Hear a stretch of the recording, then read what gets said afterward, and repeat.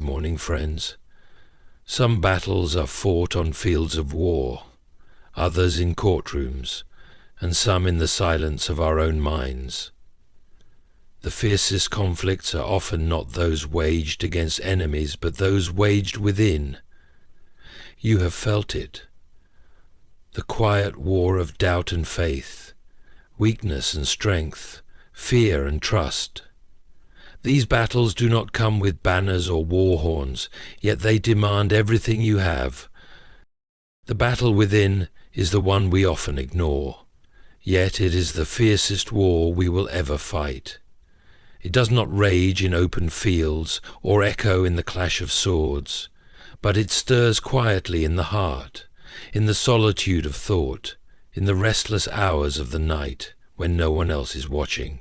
It is the war between who we are and who we are called to be, between the desires that pull us toward destruction and the grace that pulls us toward God. There is a part of us that longs for holiness, that reaches for light, yet another part that resists, clings to fear, doubt, and the fleeting promises of this world.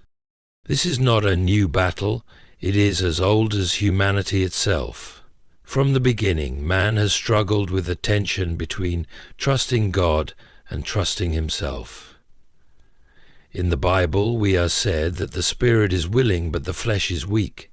We desire to do what is right, but something within pulls us toward what is easy, what is self-serving, what seems to satisfy in the moment, but leaves us empty in the end. It is the war between faith and fear, surrender and control, truth and deception. Too often we think these battles are simply part of who we are, our personality, our struggles, our past, our weaknesses. But that is the great deception. The true battle is not just against temptation or hardship, but against the lie that tells us we must fight alone. The adversary whispers that our struggles are ours to bear, that no one understands, that even God himself may have turned away. But in Bible we are said that God is near to the broken-hearted and saves those crushed in spirit. The very moment we feel most alone, most burdened by our failures, is the moment he is closest, waiting not for our strength, but for our surrender. There is an unseen weight carried by every soul, the burden of past mistakes, regrets unspoken, and fears unshared. We walk through life with wounds we have never let heal, because we believe we must fix ourselves before coming to God. Yet, in Bible we are said to cast all our anxieties on him because he cares for us. The battle is not won by human effort or sheer willpower. It is won in the moment of surrender, in the quiet confession that we are not enough, but he is. No one escapes this battle. No amount of knowledge, status, or outward success can silence the struggle within. But there is a way through. The war inside us is not a sign of God's absence, but of his work. It is evidence that he is refining, shaping, calling us deeper. The presence of struggle does not mean defeat. It means growth. The enemy wants you to believe that you are losing, but God is telling a different story, one where he is already fighting for you. Before you ever spoke a word about your struggle, God already saw it. He knew the battle forming in your heart before you could name it, before you even recognized it as a battle at all. There is nothing hidden from him. Not the thoughts that trouble you, not the weight that burdens you, not the fears you are too ashamed to admit. He knows the questions that keep you awake at night, the moments of doubt that shake your faith, the silent cries that no one else hears. In Bible, we are said that before a word is on our tongue, God knows it completely. There are times when it feels like no one truly understands what we are going through. People may listen, but they cannot fully grasp the depth of our pain. Even those closest to us, those who love us, may not know how to comfort us in the way we need. But there is one who does. The God who formed us knows every piece of our being. He knows why we struggle, where we have been wounded, and what weighs on our hearts. In Bible we are said that He knows the number of hairs on our head, that not even a sparrow falls without His notice. If He cares for the smallest details of creation, how much more does He care for the battles raging within us? Sometimes we hesitate to bring our struggles to God because we feel unworthy. We believe that if we were stronger, we wouldn't wrestle with fear. If we had more faith, we wouldn't doubt. If we were truly changed, we wouldn't keep facing the same temptations. But God does not turn away from our struggles. He meets us in them. In the Bible we are said that He is close to the broken-hearted and saves those who are crushed in spirit. He is not waiting for us to fix ourselves before coming to Him. He invites us to bring the mess, the questions, the burdens we do not know how to carry. The battle you are facing is not unknown to Him. You may feel alone in your struggle, but you are not abandoned. The enemy wants you to believe that your pain is yours to bear, that no one sees, that even God has turned away. But in Bible we are said that He will never leave us nor forsake us. Even when we do not feel His presence, He is there. Even when we cannot see a way forward, He has already made a path. Every wound, every sorrow, every moment of confusion is seen by the one who holds all things together. He does not simply observe from a distance. He walks with us through every valley, stands beside us in every battle, and fights for us when we are too weak to stand. There is no burden too heavy for Him, no battle too great, no struggle too deep for His love to reach. There is a limit to human strength. No matter how determined a person is, no matter how much willpower they have, there comes a point where the weight becomes too much to carry. There are battles that cannot be fought with sheer effort, struggles that cannot be won by discipline alone. The world teaches self-reliance, that if you try hard enough, push through enough, and stay strong enough, you will overcome. But the truth is, human strength alone will always fall short. In Bible we are said that even youths grow tired and weary, and young men stumble and fall. It is not weakness to recognize that your strength is not enough. It is wisdom. The battle against fear, doubt, temptation, and the wounds of the past is not something that can be conquered by human effort. The more a person tries to rely on themselves, the more exhausted they become. The weight of trying to fix everything, control everything, and carry everything alone will eventually break, even the strongest person. That is why in Bible we are said to trust in the Lord with all our heart, and lean not on our own understanding. God never intended for anyone to fight alone. He does not call people to struggle in their own power, but to depend on Him. There is a reason why faith is compared to a shield, why salvation is described as armor, and why God's presence is depicted as a strong tower. He knows that without Him the battle is too great. He knows that human strength is fleeting, that emotions waver, and that minds grow weary. That is why in Bible we are said that His power is made perfect in weakness. It is in the moment of surrender, when a person acknowledges that they cannot do it on their own, that God's strength takes over. So many times people hold on to their struggles as if admitting they need help is a sign of failure. They convince themselves that they should be stronger by now, that they should have figured things out, that they should be able to handle life on their own. But God does not ask for self-sufficiency.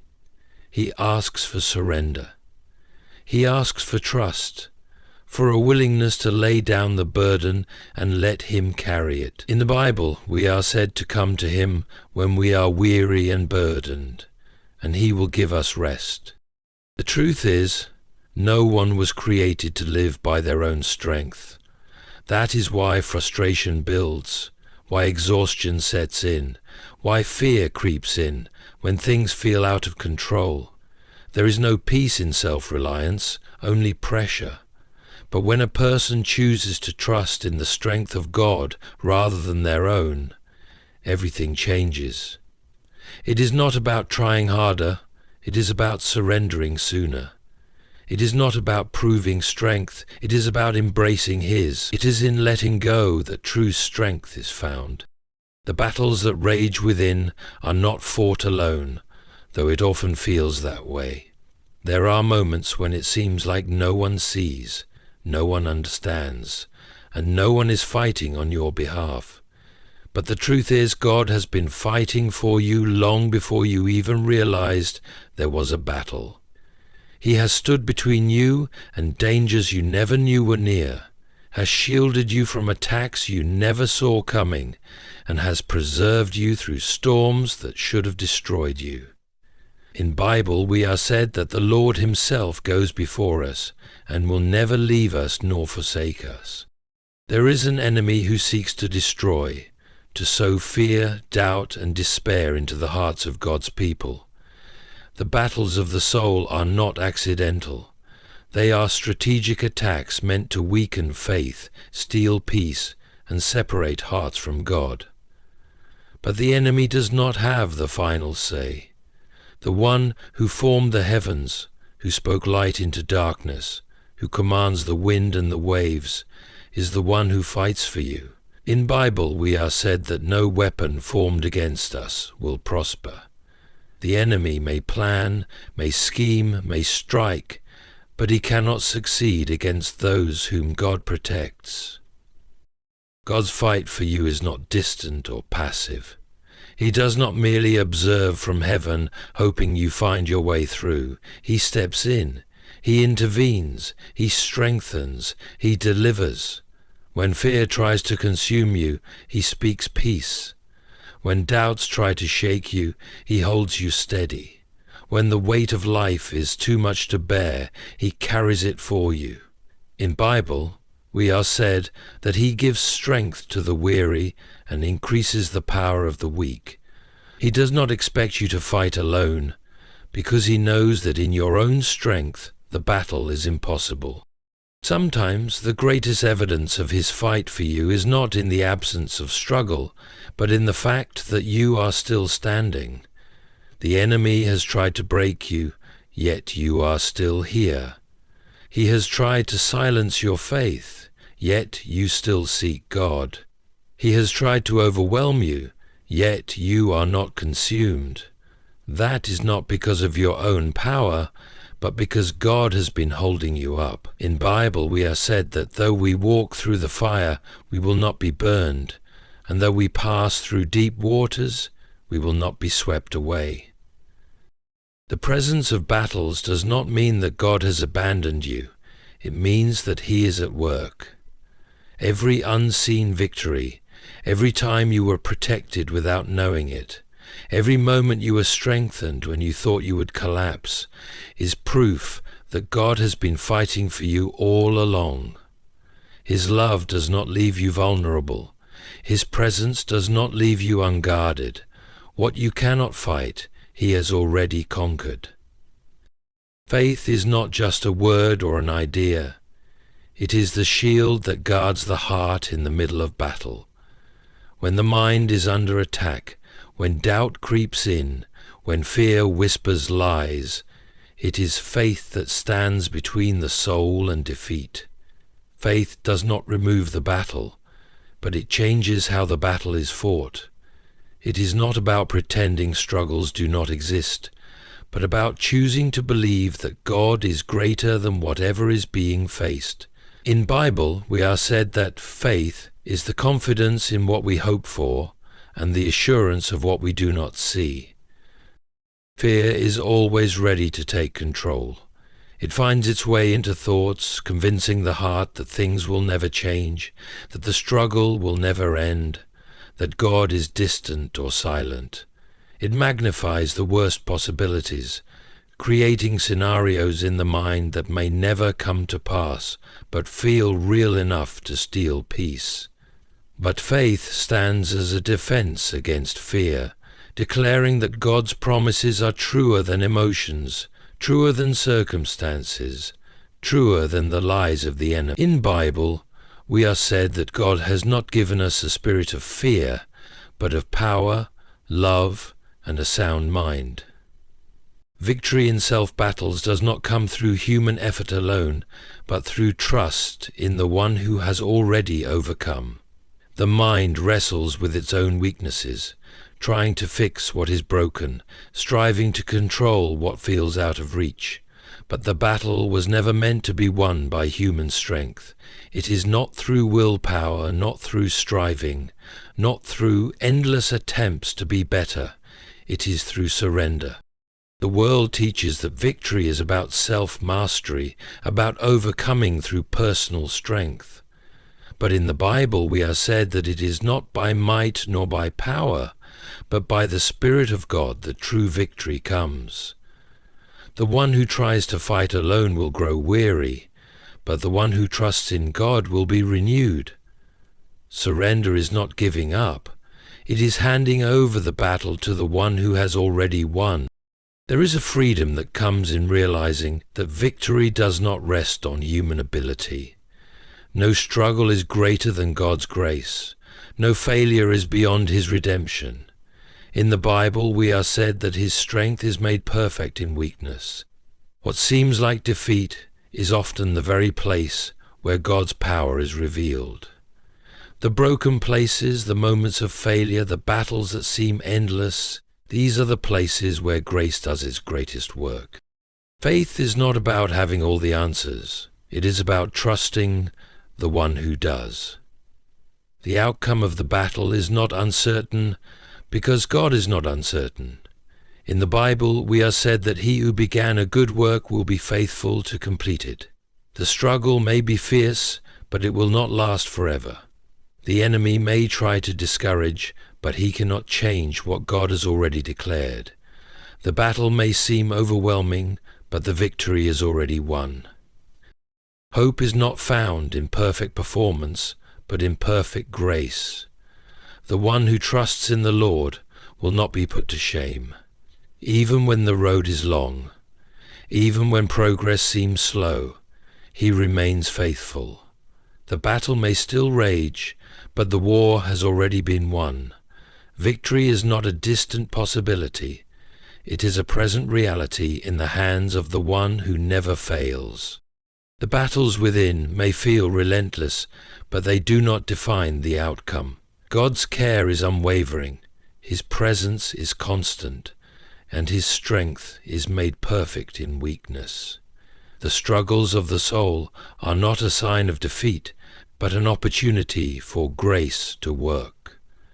There is no need to fight alone, no reason to rely on human strength when divine power is at work. Hope is not in self-sufficiency, but in the one who has already overcome. Fear may whisper that change is impossible, but God has declared victory. The journey may be long, the process may be slow, but He is faithful to complete what He has started. Even in the midst of the battle, He is near.